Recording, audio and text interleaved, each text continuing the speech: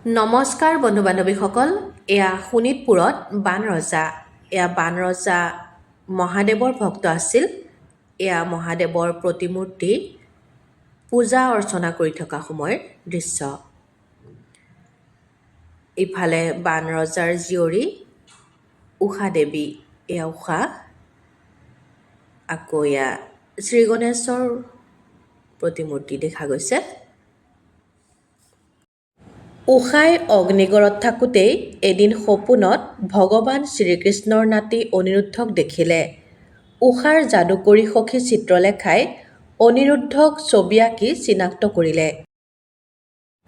তাৰ পাছত চিত্ৰলেখাই হৰলোকী বিদ্যাৰে অনিৰুদ্ধক হৰণ কৰি আনি অগ্নিগড়ৰ ভিতৰ পোৱালে আৰু দুয়োৰে মাজত গন্ধৰ্ব বিবাহ পাতি দিলে।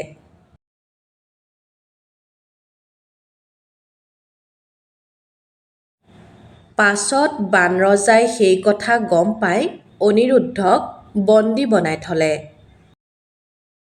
খবৰ পাই ভগৱান শ্ৰীকৃষ্ণই সৈন্যসহ শোণিতপুৰলৈ আহিল আৰু যুদ্ধৰ প্ৰস্তুতি আৰম্ভ হ'ল। ইফালে বানৰজাৰ আৰাধ্য দেৱতা ভগৱান শিৱ বানৰজাৰ হৈ যুদ্ধত অৱতীৰ্ণ হয়। ইয়ে আছিল বিখ্যাত হৰিহৰ যুদ্ধ। পাছত অৱশ্যে দুয়োপক্ষ বুজাবুজি হ'ল।